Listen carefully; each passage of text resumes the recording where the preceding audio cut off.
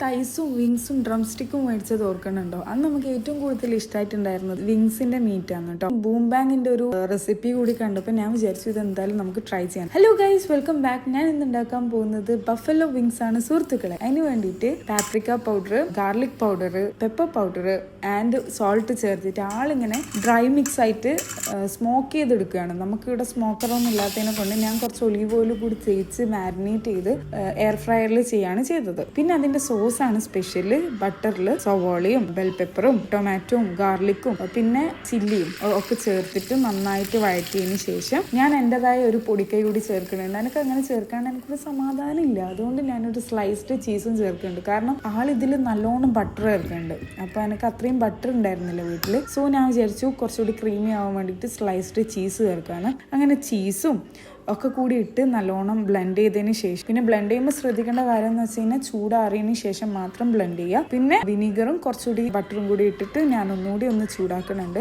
അപ്പം നമ്മുടെ buffalo wings വിത്ത് heart സാസീസ് ready guys. നല്ല ടേസ്റ്റ് ഉണ്ടായിരുന്നു. എല്ലാവരും ട്രൈ ചെയ്ത് നോക്കണം. അപ്പോൾ ഓക്കെ, ബൈ.